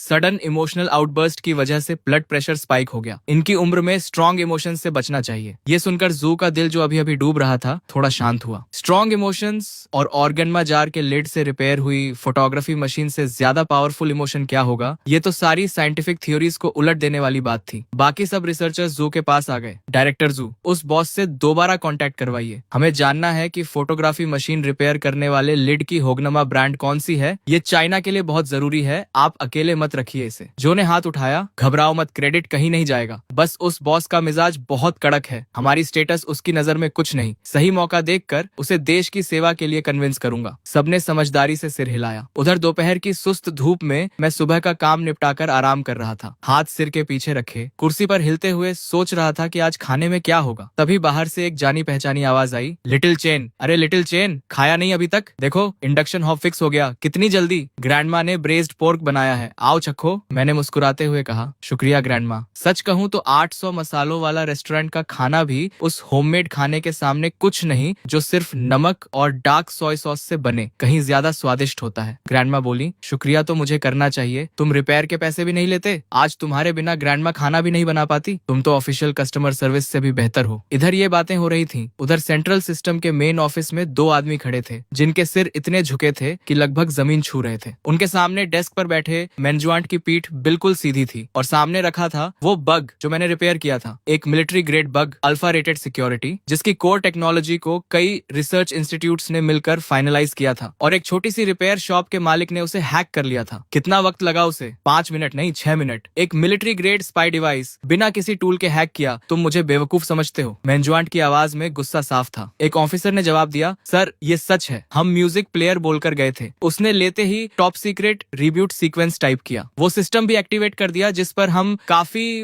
वक्त से अटैक कर रहे थे और कभी सक्सेस नहीं मिली। ऐसे लगा जैसे वो शुरू से जानता था कि ये क्या है। एक अप्लायंस रिपेयरमैन ने बिना किसी टूल के सिर्फ उंगली से टैप करके सब कर दिया। एग्जैक्टली साइंस फिक्शन मूवी जैसा था। पूरे ऑफिस में एक भारी खामोशी छा गई। मेन्जुएंट ने कुर्सी पर टेक लगाई, आंखें बंद की, सांसें स्टेडी थी लेकिन दिमाग तेजी से चल रहा था। उस शॉप में कुछ स्पेशल था? नहीं सर, बिल्कुल ऑर्डिनरी रिपेयर शॉप थी। तेल के दाग, हर तरफ स्पेयर पार्ट्स, बेहद मेसी। हमने कई बार इंस्पेक्ट किया, कोई सीक्रेट कंपार्टमेंट नहीं, कोई हाईटेक इक्विपमेंट नहीं। मेन्जुएंट ने गहरी सांस ली, चेहरे पर डिसअपॉइंटमेंट था। जो इंसान इतनी आसानी से इसे डिसाइफर कर सके वो एक मेसी रिपेयर शॉप में बैठा हो, ये बात अपने आप में बहुत स्ट्रेंज है। या तो ये जू का हिडन एसेट है। फिर उन्होंने खुद ही आइडिया खारिज किया, नहीं, अगर जू का एसेट होता तो जू कभी बताता नहीं। तभी ऑफिस का दरवाजा जोर से खुला। डायरेक्टर सोने, जल्दी देखिए, जो झूठ नहीं बोल रहा था, 1% एक्यूरेसी सच है। मेन्जुआंट ने डॉक्यूमेंट लिया, नजर डाली और तुरंत माथे पर बल पड़ गए। ये रिपोर्ट डीन यान ने 7वीं रिसर्च इंस्टीट्यूट से भेजी है। डायरेक्टर सोने, इस रिपोर्ट के साथ हम दुनिया को चाइना की ऑप्टिकल टेक्नोलॉजी में ब्रेक थ्रू अनाउंस कर सकते हैं। और डीन यान तुम्हारे साथ नहीं आए? डीन यान हॉस्पिटल में है। हॉस्पिटल में? क्या हुआ? बीमार नहीं है, बस रिपोर्ट देखकर इतने एक्साइटेड हो गए कि बेहोश हो गए। डॉक्टर ने कहा। एक्साइटमेंट स्पाइक से ब्लड प्रेशर बढ़ गया। सोने बिल्कुल स्पीचलेस रह गए। लगता था वो दिन आ ही गया था जब चाइना वेस्टर्न ब्लॉकेट तोड़ने वाला था। तभी डेस्क पर फोन बजा। हेलो जनरल जियो। हाँ मैं जानता हूँ। नहीं बिल्कुल नहीं। जनरल जियो, मैं जानता हूँ तुम सब यूआईओ को फंसाना चाहते हो, लेकिन जो तुम मांग रहे हो वो रेगुलेशंस के खिलाफ है। नहीं, एब्सोल्युटली नहीं। फोन उठाते ही सोने ने एक के बाद एक रिफ्यूजल्स दे दिए। चेहरा हर पल और सख्त होता जा रहा था। जाओ, मैं हेल्प नहीं करना नहीं चाहता, बात यह है कि कर नहीं सकता। सीईओ एक परफेक्ट स्ट्रेटेजिस्ट है। मिलिट्री मैन्यूअर्स में यूआईएओ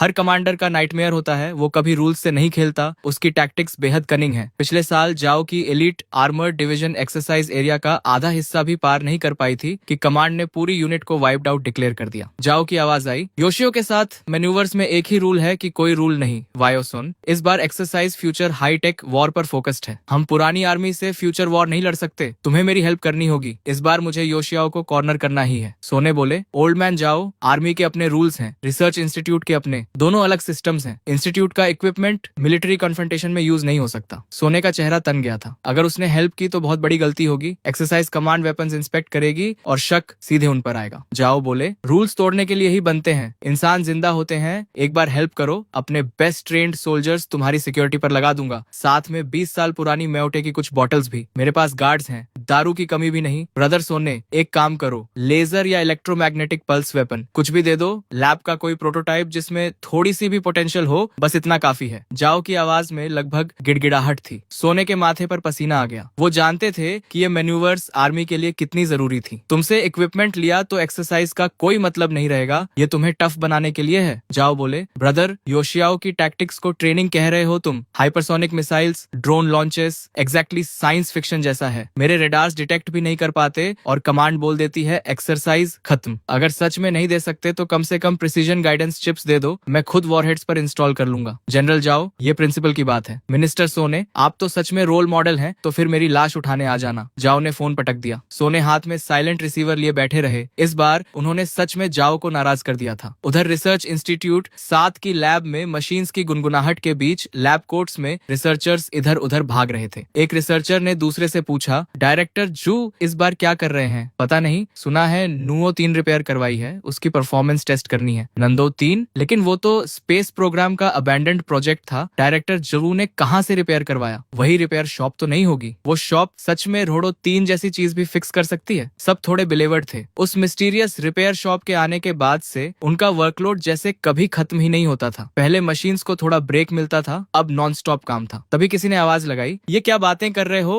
जल्दी करो, डायरेक्टर जू बस आने ही वाले हैं। बात खत्म भी नहीं हुई थी कि जू प्रोटेक्टिव क्लोथिंग पहने एक स्मॉल ब्रीफकेस लिए अंदर आ गए। प्रेपरेशंस कैसी हैं? सर सब रेडी है। अच्छा, नंदो 3 सैटेलाइट नेविगेशन सिस्टम के high precision atomic clock synchronization chip का टेस्ट ऑफिशियली शुरू होता है। नंदो 3 चिप रेडी करो, टारगेट लॉक करो, सिमुलेटेड इंटरफेरेंस सिग्नल लॉन्च करो, इंटेंसिटी लेवल 5। लेवल 5 अनाउंस करते वक्त एक स्लाइट हेजिटेशन आई, क्योंकि लेवल 5 इंटरफेरेंस लगभग वर्स्ट कॉम्बैट कंडीशंस का सिमुलेशन था। ऐसे एनवायरनमेंट में कोई भी state of the art navigation system completely blind हो जाता। शुरू करो। जू देव के कमांड पर ड्रोन मूव करने लगा। प्रोजेक्शन स्क्रीन पर ड्रोन के सारे पैरामीटर्स दिख रहे थे। अगले ही पल एनवायरनमेंट ड्रास्टिकली बदल गया। डेटा स्पाइक होने लगा। कॉम्प्लेक्स इंटरफेरेंस सिग्नल्स ने ड्रोन को कंप्लीटली घेर लिया और जो डिवाइस अभी परफेक्टली स्टेबल थी वो वबल करने लगी। Alert, drone trajectory deviation. जोदेव का चेहरा देखा, डिसअपॉइंटमेंट साफ था। फेलियर, जैसा मुझे डर था। दुनिया सबके साथ फेयर है। शेन योंजो का लिथोग्राफी मशीन रिपेयर करना पहले से ही इनक्रेडिबल था। नांदू सैटेलाइट नेविगेशन सिस्टम उनकी एक्सपर्टीज से बाहर था। लेकिन जैसे ही जोदेव ने निराशी में सिर झुकाया, कमरे में सडनली एक्सक्लेमेशंस गूंज उठे। उन्होंने झट से सिर उठाया और देखा कि होलोग्राफिक स्क्रीन पर एक तीसरा डेटा सेट आ गया था, चिप के खुद के एल्गोरिदम से। उस एल्गोरिदम ने ड्रोन के डेटा को ओवरराइट करके अपना सुपर इम्पोज कर दिया और देखते ही देखते लार्ज स्क्रीन का डेटा स्टेबलाइज हो गया, बिल्कुल स्टिल, और ड्रोन स्काई में सेफली सर्कल करने लगा। ये क्या था? हमारे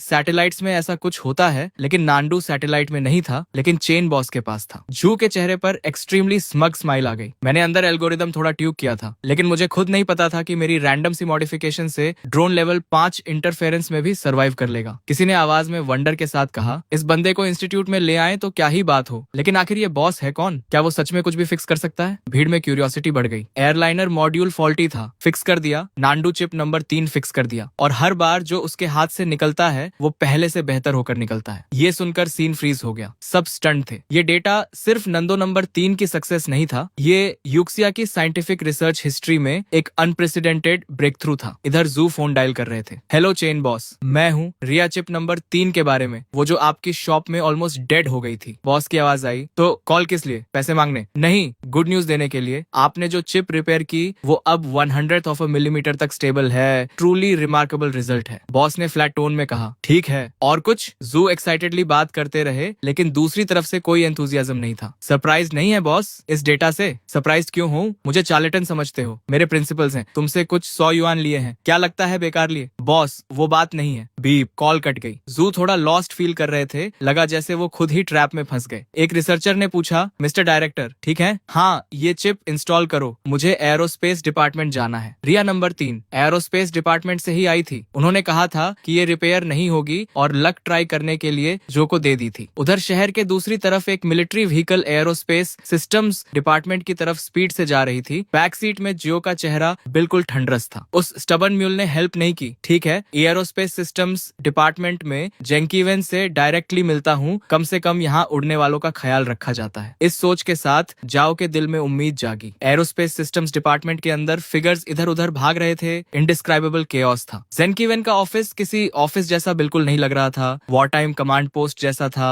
फोन्स लगातार बज रहे थे। भीड़ का आना जाना किसी मार्केट प्लेस से कम नहीं था। सब जैसे हाइपर एक्टिव मोड में थे, बस चेहरों पर अर्जेंट लिखा होना बाकी था। मिनिस्टर साहब, ड्रोन इंजन की रिपोर्ट पर सिग्नेचर चाहिए। 1 मिनट रुको मिनिस्टर, लॉन्च कॉम्प्लेक्स 3 के सर्किट्स इंप्रूव करने का प्लान देखना जरूरी है। जेनवेन एक हाथ में फोन पकड़े डेस्क पर बैठे थे, आंखें डॉक्यूमेंट्स पर जमी थीं। उस वक्त वो चाहते थे कि किसी तरह खुद को डुप्लीकेट कर लें। तभी एंट्रेंस से एक एक्साइटेड आवाज आई, ओल्ड मैन यहाँ कैसे? जो ने खुशी से कहा, नांडू 3 चिप देखो, एनकैप्सुलेशन के साथ हमने नांडू 3 रिपेयर कर दी तुम्हारे लिए। जेनवेन ने हैरानी से कहा, नांडू 3? वो प्रोजेक्ट तो अबैंडन नहीं था, कहाँ से रिपेयर करवाई और परफॉर्मेंस कैसी है? जू बोले, मैंने पहले पहले ही इनिशियल चेक्स कर लिए हैं। प्रिसीजन और एंटी इंटरफेरेंस कैपेबिलिटी देखकर तुम स्पीचलेस हो जाओगे। जेनवेन ने थके हुए लहजे में कहा, बस ओल्ड जू, अभी वक्त नहीं है। ये फाइल्स का पहाड़ देख रहे हो, खुद देखना है तो देखो। आज तुम पर टाइम वेस्ट नहीं होगा, जू ने जोर दिया। लेकिन मैंने सच में फिक्स की है, जेनवेन ने नाराजगी से घूरते हुए कहा। एक बार और साफ बोल देता हूँ, नांदू 3 प्रोजेक्ट को हायर अथॉरिटीज ने बहुत पहले कंडेम कर दिया था। इसे रिपेयर करने में कोलोसल रिसोर्सेज लगते, कोई गारंटी नहीं थी।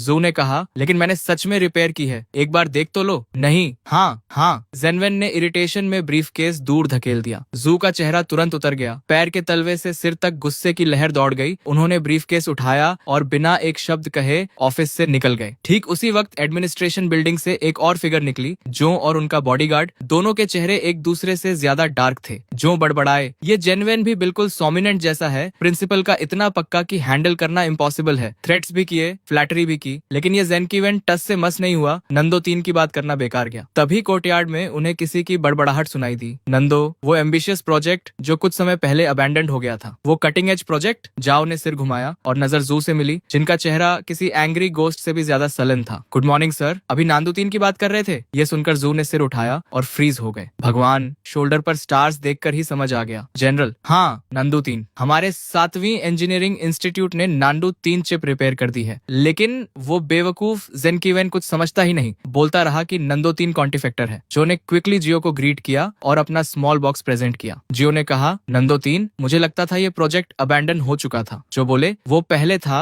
हमारे रिसर्च इंस्टीट्यूट ने प्रॉब्लम ओवरकम कर ली है, चिप टेक्नोलॉजी अपग्रेड हो गई है। अब इसकी प्रिसीजन इतनी है कि मक्खी को टारगेट कर सके। Anti interference capability super human level की है, आसमान गिर जाए तो भी काम करती रहेगी। और सबसे इम्पोर्टेंट, इसका खुद का इंडिपेंडेंट कंप्यूटिंग एल्गोरिदम है। फाइनली एक रिसेप्टिव ऑडियंस मिला था। जू पैशनेट प्रेजेंटेशन मोड में आ गए। जाओ अमेजमेंट से सुन रहे थे, सच में इतनी पावरफुल है। वो जनरल थे, ट्रूप्स लीड करना जानते थे, लेकिन साइंटिफिक रिसर्च डेटा उनकी समझ से बाहर था। जू बोले, जनरल, मैं आपसे कैसे झूठ बोलूंगा? अगर इसे मिसाइल पर इंस्टॉल करें तो एब्सोल्यूट प्रिसीजन, सोल्जर्स को इक्विप करें तो वो एनिमी लाइंस के पीछे जाकर टारगेट्स मार्क कर सकते हैं, HQ से कांस्टेंट कांटेक्ट रख सकते हैं। बिल्कुल परफेक्ट। जाओ के चेहरे के एक्सप्रेशंस बदलने लगे, पहले इंटरेस्ट, फिर डाउट, फिर शॉक। सांसें अपने आप तेज हो गईं। High precision targeting, ultra resistant to jamming, independent communication channel, हर वर्ड जाओ के दिल में प्रिसीजन से लगा। गारंटी दे सकते हो? बिल्कुल, मैं 7वीं रिसर्च इंस्टीट्यूट का डायरेक्टर हूँ, मेरी रैंक के डायरेक्टर की बात का वेट होता है। ठीक है, तो मैं मास प्रोडक्शन के लिए स्पेशल फंड्स रिलीज करने को तैयार हूँ। अगर कम पड़े तो एडिशनल फंडिंग भी लूंगा, लेकिन पहले हमारी ट्रूप्स इसे ट्राई करेंगी। शॉर्ट टर्म में किसी और को सप्लाई नहीं होगी। जू ने समझाया, जनरल, मास प्रोडक्शन अभी पॉसिबल नहीं है क्योंकि इस चिप का इंक्रिप्शन प्रोटोकॉल और लॉजिकल ऑपरेशंस इंडिपेंडेंट है। ये एक एंटायरली न्यू सिस्टम है, कल की दुनिया खोलने की है, लेकिन अभी हमारे पास सिर्फ एक की है और हम इसकी इंटरनल स्ट्रक्चर पूरी तरह नहीं समझते। सबसे जरूरी है कि इसे सैटेलाइट से कनेक्ट करना होगा। जाओ ने कहा, चिंता मत करो, हाईएस्ट अथॉरिटीज से रिक्वेस्ट करूंगा कि बेस्ट रिसर्च इंस्टीट्यूट्स तुम्हारी हेल्प करें। इतने पावरफुल देश में फिनिश्ड प्रोडक्ट होते हुए इतनी छोटी चिप डिसाइफर नहीं होगी, ये मैं नहीं मानता। जू ने धीरे से कहा, नहीं होगा जनरल। मतलब देश के सारे इंस्टीट्यूट्स, बताओ किसके पास जाऊं? और तुम कह रहे हो कोई नहीं कर सकता? जाओ की आईब्रोज चढ़ गई। उनकी नजर में फिनिश्ड प्रोडक्ट होना मतलब आंसर की होना था, कॉपी करो और हो गया। नहीं जनरल, रिसर्च इंस्टीट्यूट्स सच में नहीं कर सकते। तो फिर कौन कर सकता है? एक अप्लायंस रिपेयरमैन। क्या? जाओ की आवाज कई ऑक्टेव्स ऊपर चली गई। उन्हें खुद पर शक हुआ कि सुना सही या नहीं। जो रिसर्च इंस्टीट्यूट्स नहीं कर सकते वो एक अप्लायंस रिपेयरमैन को सौंपना है? मजाक कर रहे हो? देश के स्ट्रेटेजिक फ्यूचर का कटिंग एज प्रोजेक्ट है ये। जू ने हाथ जोड़े। जनरल, मैं जानता हूँ अबसर्ड लगता है, लेकिन ये लंबी कहानी है, कुछ वर्ड्स में एक्सप्लेन नहीं होगी। चलिए मेरे साथ, समझ जाएंगे। उधर रिपेयर शॉप में बर्न्ड प्लास्टिक की स्मेल हवा में थी। मैं ट्वीजर्स से एक पुराने एम्पलीफायर पर चावल के दाने से भी छोटा कैपेसिटर रिप्लेस कर रहा था। 80s amplifier repair. Tech point earned 2, current tech point 1940। Tweezers रखते ही मैकेनिकल वॉइस आई। कितने दिन हो गए थे सिर्फ राइस कुकर्स और इंडक्शन कुकटॉप्स रिपेयर करते हुए टेक पॉइंट्स स्नेल की रफ्तार से बढ़ रहे थे। लिथोग्राफी मशीन और नांडू 3 चिप रिपेयर में देखो कितने पॉइंट्स मिले थे। इस रफ्तार से तो सोल्जर का एक्सोस्केलेटन अफोर्ड करना दूर की बात, जानसिंह ने स्पेसशिप के ब्लूप्रिंट्स भी नहीं मिलेंगे। तभी शॉप के सामने एक मिलिट्री व्हीकल रुकी। उस बिल्कुल ऑर्डिनरी सी स्ट्रीट को देखकर जाओ की आईब्राउज चढ़ गईं। जू ने कहा, जनरल आ गए। स्ट्रीट थोड़ी केओटिक है, वेंडर्स की आवाजें हर तरफ से आ रही हैं, काफी लोग हैं, लेकिन किसी भी दूसरी स्मॉल स्ट्रीट से अलग नहीं लगती। जाओ ने सार्कास्टिकली कहा, सीक्रेट बेस यहाँ है और किसी को पता नहीं चलेगा? अंदर कैसे जाते हैं? पासवर्ड क्या है? जो ने जल्दी से कहा, जनरल कोई सीक्रेट बेस नहीं है, कोई स्पेशल एंट्रेंस नहीं, बस यही वो रिपेयर शॉप है। जाओ ने गुस्से से कहा, जोडू, मुझे मजाक के के लिए नहीं लाए हो। नांदू 3 जो रिसर्च इंस्टीट्यूट नहीं कर सके उसके लिए इस जगह लाए हो। मिलिट्री मैन्यूवर्स शुरू होने वाले हैं, टाइम वेस्ट करने का शौक है। जू ने कहा, जनरल प्लीज काम डाउन। यहीं पर नांदू 3 रिपेयर हुई थी और कुछ दिन पहले फोटोलिथोग्राफी मशीन की एक्यूरेसी भी यहीं एडजस्ट हुई थी। अगर यहाँ नहीं हो सकता तो दुनिया में कहीं नहीं होगा। जाओ ने चौंकते हुए पूछा, क्या फोटोलिथोग्राफी मशीन्स भी रिपेयर करते हैं यहाँ? वो जू को इंटेंटली देखने लगे। आखिर 7वीं रिसर्च इंस्टीट्यूट का डायरेक्टर है, इस कैलिबर का आदमी मुझे फंसाने के लिए झूठ नहीं बोलेगा। ठीक है, चलते हैं अंदर, लेकिन अगर वैसा नहीं निकला जैसा बताया है तो चाहे दुनिया के किंग हो, उड़ा दूंगा। जाओ ने कपड़े ठीक किए और रिपेयर शॉप की तरफ बढ़े। जू ने राहत की सांस ली। Detection of repairable objects, type 3 tactical flashlight, internal circuit short circuit, individual tactical goggles, falcon thermal imaging layer peeled off, damaged hummingbird micro communicator signal receiver module. जैसे ही वो अंदर आए, मैंने जाओ के साथ वाले बंदे पर तुरंत रिपेयरेबल चीजें स्पॉट कर ली। ये सब मिलिट्री इक्विपमेंट था और जो ग्रुप लीड कर रहा था वो क्लियरली कोई बड़ा आदमी था, आर्मी का बड़ा ऑफिसर। जू ने कहा, बॉस काफी टाइम हो गया। मैंने पॉलिटनेस से कहा, सर काफी टाइम हुआ, कैसे हैं? कस्टमर इज किंग, पॉलिट तो रहना पड़ेगा। जू बोले, बिल्कुल ठीक है, चिप भी ठीक है, जो भी रिपेयर करते हो चेन बॉस परफेक्टली काम करता है। वापस जाकर पूरी बैटरी ऑफ टेस्ट की, परफॉर्मेंस ओरिजिनल से भी बेटर निकली। मैंने फ्लैट टोन में कहा, कोई नई बात बताओ। जाओ ने साइडवेज नजर से देखा। उन्हें कम से कम 40 से 50 साल के किसी एक्सपर्ट की उम्मीद थी, लेकिन ये तो मुश्किल से 20 साल का लड़का था। प्रिसीजन इंस्ट्रूमेंट्स की उम्मीद थी, लेकिन रस्ट और बर्न प्लास्टिक की स्मेल के अलावा कुछ नहीं था। Young, smooth talking, nonchalant, arrogant, और ये एक्सपर्ट माना जाए। जाओ मन ही मन बोले, ये तो बुरा मजाक है। मैंने कहा, जनरल अभी शुरू भी नहीं हुए और तुम्हारे साथ जो चीफ और एडीडी कैंप है उनकी बेल्ट पर टैक्टिकल फ्लैशलाइट का सर्किट बोर्ड प्रॉब्लम में है। गॉगल्स की थर्मल इमेजिंग कोटिंग पूरी तरह पीलिंग ऑफ हो रही है, रात को अंधे के बराबर है, और माइक्रो कम्युनिकेटर का सिग्नल मॉड्यूल भी फ्राइड है। ये मुंह पर एक्सप्लोड नहीं होगा, इसकी चिंता नहीं है। मेरी आवाज लाउड नहीं थी, लेकिन सबके कानों तक पहुंची, खासकर जाओ के एडीडी कैंप के। उसने इनक्रेजुलसली पूछा, ये कैसे पॉसिबल है? जाओ के एडीडी कैंप ने रिपोर्ट किया, जनरल फ्लैशलाइट कुछ दिन पहले ट्रेनिंग में एक्सीडेंटली डैमेज हुई थी। गॉगल्स और कम्युनिकेटर ब्रेकडाउन हो गए थे। आज रिप्लेस करने का प्लान था, लेकिन राउट सडनली बदल गया। जाओ भड़क गए, इतना इंपॉर्टेंट इक्विपमेंट तोड़ रखा है, मिशन पर हो या पार्क में घूम रहे हो, रिपोर्ट किए बिना रिप्लेस नहीं होता।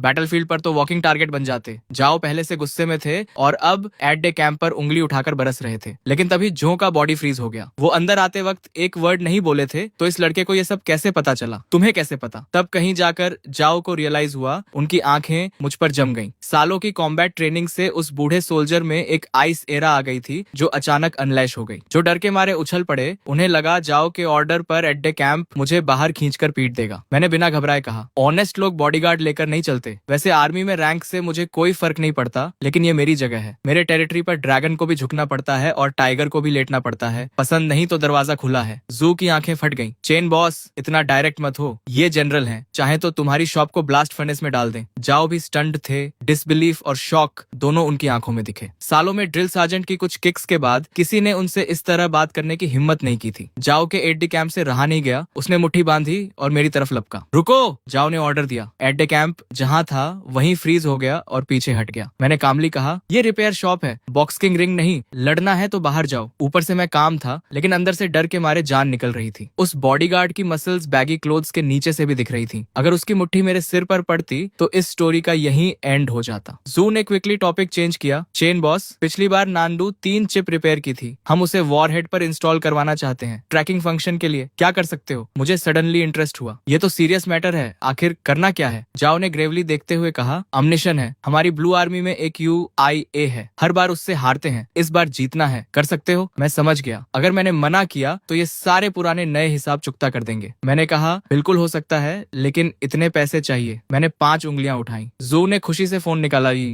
भी। 500 हो जाएगा। मैंने रोका, इस बार 50,000। क्यों? पहले 500 थे, अचानक इतना? क्योंकि इनकी शक्ल पसंद नहीं आई, मेरे साथ बदतमीजी की। 50,000 तो दोस्त का भाव है। मैंने जाओ की तरफ इशारा किया। जाओ ने बिना झिझके कहा, 50,000 मंजूर, और काम अच्छा हुआ तो 50,000 और। अगले ही पल पेमेंट कंफर्मेशन का बीप आया और इस तरह ये बड़ा कॉन्ट्रैक्ट मेरे हाथ लग गया। वो मेरा काम सॉल्व कर देंगे, लेकिन ये काम यहाँ नहीं होगा। मैंने कहा, काम तुम्हारी जगह पर होगा। जाओ ने पूछा, क्यों? ये हमारा मेन प्रोजेक्ट साइट है, यहाँ कोई कॉन्फिडेंशियल इन्फॉर्मेशन लीक होने का खतरा नहीं है। मैंने समझाया, कोई ऑफेंस नहीं, लेकिन तुम क्लियरली बड़े आदमी लगते हो। सच में मुझसे नंदो 3 एक सिंगल बुलेट पर माउंट करवाओगे? उसके लिए कम से कम एक सॉलिड शेल चाहिए। वो चीज शहर के बीच में नहीं निकाल सकते। अगर वो कॉन्ट्रैप्शन यहाँ दिखी तो मैं फ्रंट पेज न्यूज बन जाऊंगा। जाओ एक बार फिर स्पीचलेस हो गए, लेकिन इस बार पूरी तरह कन्विंस्ड भी थे। उन्होंने चिप इंस्टॉल करने के बारे में सोचा था, लेकिन लेकिन ये प्रॉब्लम उनके दिमाग में आई ही नहीं थी। ठीक है, कोई प्रॉब्लम नहीं, तुम दोनों यहीं रुको, मैं अपना सामान लेकर आता हूँ। ये कहकर मैं सीधे पीछे स्टोरेज रूम में चला गया। जू और जाओ दोनों स्टंट खड़े रहे। उन्हें लगा मैं कोई सूटकेस वगैरह लेकर आऊंगा, लेकिन मैं एक घिसा पिटा कैनवस बैग लेकर निकला। जाओ ने हैरानी से कहा, बस यही और इंस्ट्रूमेंट्स? इतने सारे इंस्ट्रूमेंट्स यहाँ हैं, उन्हें क्यों नहीं ले रहे? मैंने डिस्डेनफुल नजर से जाओ को देखा और बोला, मेरा दिमाग ही सबसे बेस्ट इंस्ट्रूमेंट है, और हील घुमाकर दरवाजे से बाहर निकल गया। जो ने धीरे से कहा, खैर टेक्नीशियन तो है, जब तक योशियाओ से जीत दिलाए, जो कहे वो गॉस्पल। बाहर आकर मैंने कहा, पैदल आए थे क्या? पूरी कार है बस, प्लेन नहीं है, टैंक नहीं है, लेकिन कम से कम मिलिट्री व्हीकल तो होनी चाहिए। जो ने झट से गार्ड्स को सिग्नल दिया और थोड़ी देर में एक ऑर्डिनरी कार और एक मिलिट्री व्हीकल आ गई। मैंने मन में सोचा, बुरा नहीं, जिंदगी में पहली बार मिलिट्री व्हीकल में बैठने का मौका मिला। चलो। दोनों कार्स तेजी से सड़क पर दौड़ने लगी। मैं बैक सीट पर टेक लगाकर आंखें बंद करके आराम करने लगा। कन्वेंशनल वॉरहेड में चिप ऐड करना, ये काम चेन वेव्स रिपेयर करने से कहीं ज्यादा इंटरेस्टिंग था। कन्वेंशनल वॉरहेड का फ्लाइट पाथ, खासकर टर्मिनल फेज में, कई फैक्टर से इन्फ्लुएंस होता है। Air currents, temperature, humidity, target movement वगैरह। टर्मिनल करेक्शन वो फाइनल फेज होता है जब GIV टारगेट के पास पहुंचने वाली होती है। इंटरनल माइक्रो प्रोपल्सर्स ट्रैक्टरी एडजस्ट करके डिविएशंस करेक्ट करते हैं। कुछ घंटों बाद दोनों कार्स एक हेविली गार्डेड एनकैंपमेंट में स्लोली दाखिल हुई। ऊंची वॉल्स, इलेक्ट्रिक फेंसेस, हर तरफ गार्ड्स,